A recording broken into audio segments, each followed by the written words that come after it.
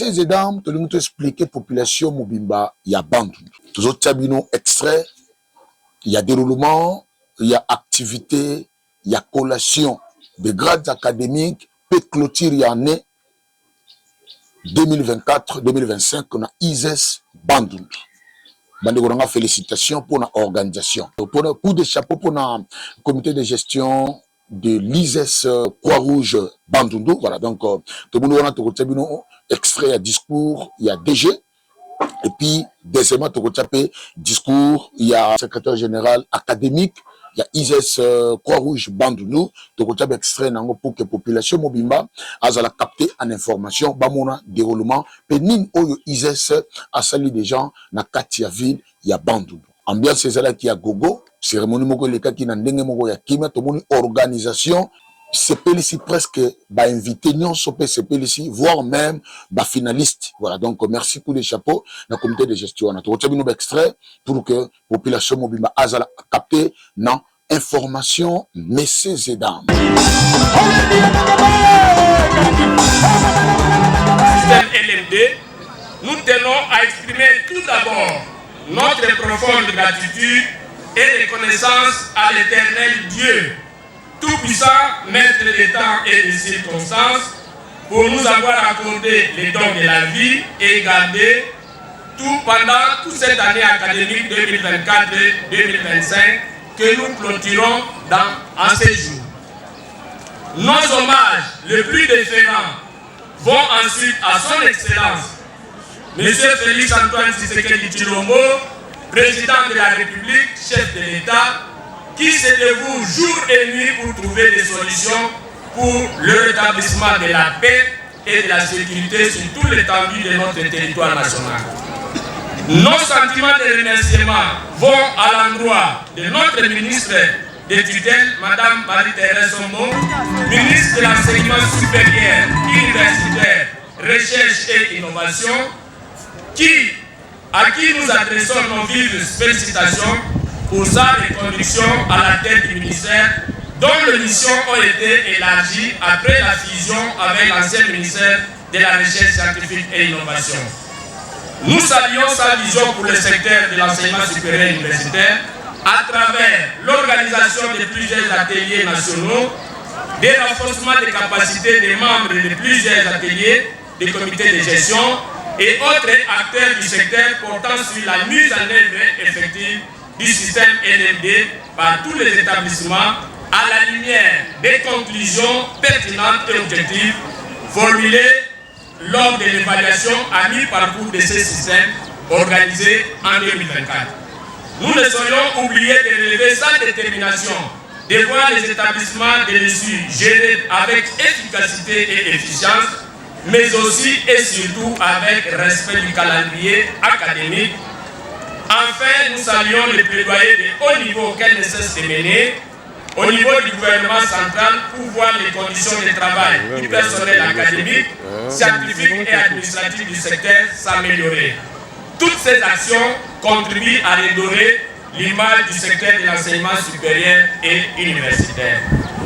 Nous tenons à exprimer aussi toute notre gratitude à son Excellence, Monsieur le gouverneur de la province du Kwilu, nouvellement élu à la tête de notre chère province, qui, fort de ses multiples occupations, n'est pas présent physiquement, mais est représenté pour présider cette magnifique cérémonie et apporter sans nul doute à la communauté de la l'ISES Croix-Rouge un message de soutien et de réconfort pour la vision que le comité de gestion en place est en train de mettre depuis des années et en train d'être matérialisé. Qu'il me soit permis aussi de remercier l'honorable président de l'Assemblée provinciale ici représenté, les membres du gouvernement provincial, les membres du ministre, les mesdames et messieurs les membres du comité provincial de sécurité, monsieur le maire de la ville de Bandundu, la bourgmestre de la commune de Bassoko représentés, les chefs de division provinciale des administrations publiques, les responsables des entreprises tant publiques que privées, y compris tous les responsables des programmes de santé et les représentants des confessions religieuses, les parents venus très nombreux, encourager et féliciter les heureux lauréats de ce jour, tout particulièrement ceux de deuxième promotion des licenciés de l'ancien système. Permettez-moi d'exprimer aussi de manière toute particulière ma profonde gratitude au président national de la Croix-Rouge de la RDC, le professeur Grégoire Mathieu Sombutawai, qui certes n'a pas pu faire le déplacement du fait d'un agenda très surchargé, mais qui est représenté à cette cérémonie pour porter un message très fort aussi bien aux lauréats qu'aux parents pour les belles perspectives qui s'offraient à l'ICES les années à venir. Excellence, Monsieur le gouverneur ici représenté, honorable président de l'Assemblée provinciale, mesdames et mesdemoiselles et messieurs, chers camarades étudiants, chers parents. La clôture de l'année académique qui intervient chaque année pour chaque établissement de l'issue constitue généralement une belle occasion pour les organes de gestion de dresser un bilan sans complaisance des activités réalisées au cours de l'année académique dans divers domaines, à savoir la gouvernance académique, la recherche, l'administration, les finances et les activités culturelles au sein de l'établissement. L'ISES Croix-Rouge Bandundu saisit ainsi cette occasion pour passer en revue ces différents domaines comme un moment d'évaluation et de redevabilité envers les parents qui nous ont confié des enfants, l'autorité politico-administrative, les partenaires ou plus généralement la société tout entière vis-à-vis des engagements pris pour former la jeunesse congolaise afin d'acquérir des compétences et des valeurs sociétales nécessaires pour le développement de notre nation.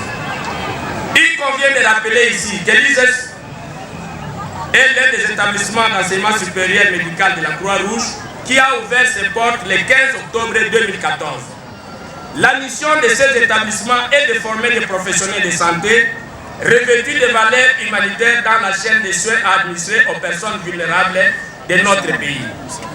Parmi les objectifs assignés à ces institutions supérieures des centres de santé de la Croix-Rouge, l'on peut relever former et préparer des cadres spécialisés en sciences de santé imprégnés des principes humanitaires, organiser la recherche scientifique en vue de l'adaptation des techniques technologiques nouvelles aux conditions spécifiques, vulgariser les principes fondamentaux du mouvement international de la Croix-Rouge ainsi que les idéaux de paix, de respect mutuel entre le peuple et de la jeunesse congolaise, et enfin renforcer les capacités opérationnelles et financières de la Croix-Rouge de la RDC.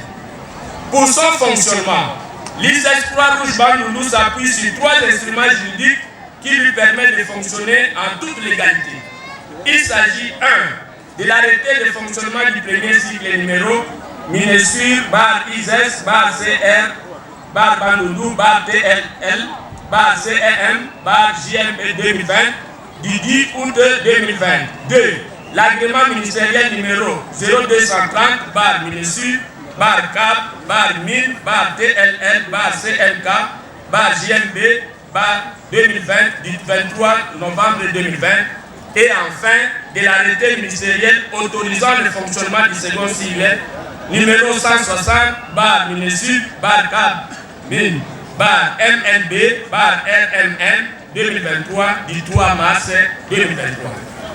Il s'est de relever qu'après les premières années difficiles au cours desquels l'Institut assurait les enseignements des étudiants en louant des salles de classe au lycée Matondo, des efforts très considérables ont été fournis par les promoteurs qui la Croix-Rouge et les comités de gestion d'alors pour doter l'institution de ses propres bâtiments. C'est ainsi que 2 bâtiments furent construits, le premier avec une capacité de 4 salles de classe et 4 ans plus tard, un deuxième bâtiment, le plus long et le plus imposant qui est derrière nous, là, disposant de 8 auditoires. Cela a considérablement amélioré non seulement la capacité d'accueil de l'Institut, mais aussi et surtout sa visibilité et crédibilité en termes de viabilité. Malheureusement, avec l'ouverture du deuxième cycle de licence au cours de l'année académique 2022-2023, première année du comité de gestion actuel, l'ISES s'est retrouvé dans l'obligation de renouveler avec la location de quelques salles de classe. Ainsi, depuis janvier 2023, l'Institut loue 5 salles de classe de cours à l'école primaire Les Rois, située juste en face de l'Institut. C'est là que se donnent en priorité les cours des étudiants de deuxième licence ainsi que ceux inscrits en passerelle des masters LMD. En dehors des bâtiments de cours jusqu'en juillet 2024, l'Institut n'avait pas de bâtiment administratif. Toutefois, la fondation du dit bâtiment existait, travaux de construction laissés par l'ancien comité de gestion. Comme vous le savez, c'est au cours de l'année 2022-2023 que l'ISES Bandundu a ouvert son second cycle de licence, dont les lauréats de la deuxième promotion vont être collés dans quelques instants. Cette seconde promotion est aussi la dernière dans la formule de licence ancien système désormais, avec le nouveau système LMD. Doctorat, donc licence master doctorat en sigle, dès la rentrée prochaine 2025-2026, l'appellation de licence deuxième cycle n'existera plus. Distingués invités, mesdames et messieurs, l'année académique 2024-2025 marque la troisième année de fonction de l'équipe dirigeante, donc le comité de gestion, et la fin de son premier mandat conformément à la durée de 3 ans lui accordée par la plus haute institution décisionnaire de la Croix-Rouge nationale. C'est pourquoi le comité de gestion, à travers ma voix, voudrait dresser ici son bilan de 3 ans de travail acharné mené au cours de cette période. Monsieur le Président de la conférence des chefs d'établissement de la province du Kwilu, également président de la sous-conférence Kwilu Nord, Messieurs les membres du comité provincial de sécurité, Messieurs les membres du comité provincial de la Croix-Rouge du Kwilu, Messieurs le maire de la ville de Bandundu, Madame le bourgmestre de la commune de Bassoko ici représenté, Messieurs les membres du comité de gestion des établissements de l'ESU ville de Bandundu, Messieurs les membres du corps scientifique, distingués invités à vos titres et qualités respectifs. Tout d'abord, nous exprimons notre profonde gratitude à l'éternel Dieu Tout-Puissant pour les grâces qu'il ne cesse de nous accorder malgré nos insuffisances.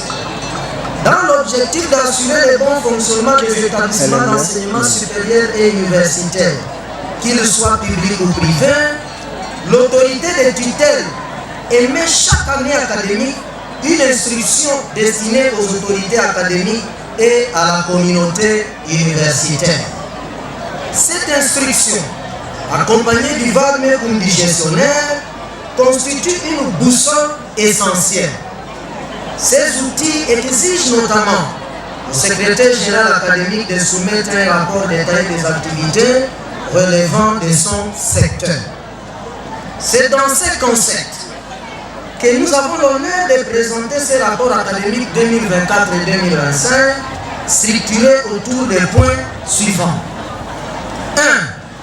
Les calendriers académiques 2024-2025. 2. Les organes de décision et de consultation. 3. Les personnels enseignants et les étudiants. 4. Les enseignements, les évaluations et les filières organisées. 5. La recherche scientifique. 6. Les activités para-académiques. 7. La coopération. 8. La bibliothèque. Et 9. Les difficultés rencontrées et les perspectives. 1. Les calendriers académiques. Conformément au calendrier ministériel annexé à l'instruction académique 026, chaque établissement est tenu de réaménager et d'adapter ses calendriers à ses spécificités tout en respectant la date limite de clôture fixée initialement au 6 septembre 2025 avant d'être reporté au 13 septembre à travers la note circulaire numéro 019 bar sur 6 bar cadre.1000 bar SASAM bar MMK bar 2025 du 29 août 2025. Pour l'année académique 2024-2025, le calendrier de l'Institut supérieur des sciences de santé de la Croix-Rouge de Bandundu a été organisé comme suit. Lundi 28 octobre 2024, ouverture solennelle de l'année académique 2024-2025. Lundi 11 novembre 2024, début de cours du premier semestre. Mardi 24 novembre 2024, début des vacances de Noël. Lundi 6 janvier 2025, reprise des cours du premier semestre. De jeudi 9 au samedi 11 janvier 2025, encadrement pédagogique des étudiants nouvellement inscrits. Jeudi 13 mars 2025, élection des chefs de promotion et chefs de promotion adjoints. Vendredi 28 mars 2025, élection des membres de la coordination estudiantine. De mardi 1er au samedi 5 avril 2025, déroulement des ateliers pratiques pour les L1, L2, L3 et passerelles. Toujours pendant la même période, nous avons procédé au dépôt des listes des étudiants dans des structures d'accueil. Lundi 7 avril, début des stages communautaires, cliniques et situations d'intégration, c'est-à-dire la pratique professionnelle pour les L1, L2, L3 et passerelles. Vendredi 18 avril 2025, fin des cours du premier semestre et début de la période de préparation aux examens du premier semestre. Samedi 19 avril 2025, début des vacances de Pâques. Samedi 3 mai 2025, fin de la période de préparation et d'enrôlement aux examens du premier semestre. Lundi 5 mai 2025, début des examens du premier semestre. Jeudi 15 mai 2025, fin des examens du premier semestre. Samedi 17 mai 2025, délibération des unités d'enseignement pour les L1, L2, L3, LM2 et passerelles. Lundi 19 mai 2025, reprise des cours pour le second semestre en ce qui concerne le second cycle. Mercredi 21 mai 2025, délibération et proclamation des résultats de la session principale pour les L1, L2, L3, LM2 et passerelles. Dès vendredi 30 mai au samedi 7 juin 2025, déroulement des examens de rattrapage pour les L1, L2, L3, LM2. Lundi 2 mai, début des stages de fin de cycle pour les L2 second cycle, c'est-à-dire ancien système. Mardi 10 juin 2025, délibération et annonce des résultats de rattrapage. Lundi 16 juin 2025, début de cours du second semestre pour les L1, L2 et L3 ainsi que ceux des passerelles.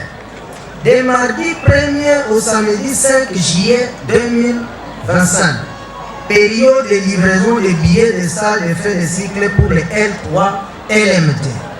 Lundi 7 juillet, début de stage de fin de cycle pour les L3 LMT. Jeudi 7 août 2025, fin de stage de fin de cycle. Vendredi 8 août 2025, début de la période d'enrôlement aux examens du second semestre pour tout le monde. Samedi 9 août, début de la période de préparation aux examens du second semestre. De lundi 11 au samedi 23 août 2025, période de dépôt de mémoire pour les L2 second cycle, des projets tutorés pour les L3 et des rapports de stage pour les L3 et les L2 second cycle. Du 1er au 10 août 2025, période de préparation aux examens du second semestre. Mardi 12 août, début des examens du second semestre pour tout le monde. Samedi 16 août 2025, fin des examens du second semestre pour tous les finalistes. Mardi 19 août 2025, délibération des résultats des cours pour les finalistes. Mercredi 20 août 2025, début de la période de dépôt des projets tutorés, mémoire et rapport de stage pour tous les finalistes. Vendredi 22 août 2025, traitement, délibération des cas de recours et proclamation des résultats définitifs des cours. Samedi 23 août 2025, fin des examens du second semestre pour les classes montantes. Lundi 25 août 2025, fin de la période de dépôt des projets tutorés, mémoire et rapport de stage. Lundi 28 août 2025, défense des projets tutorés pour les finalistes de L3. Samedi 30 août 2025, défense des mémoires pour les finalistes de L2. Lundi 1er septembre 2025, proclamation définitive des résultats compilés, c'est-à-dire cours, stage et mémoire pour le L2 second cycle et cours, stage et projet tutoré pour les L3 LMT. Vendredi 5 septembre 2025, collation des grades académiques et clôture solennelle de l'année académique 2024-2025. 2. Du fonctionnement des organes de décision et de consultation. Les organes de décision et de consultation de l'Institut ont fonctionné selon les modalités suivantes. A. Les conseils d'administration. Se réunissant une fois par trimestre, cet organe définissait les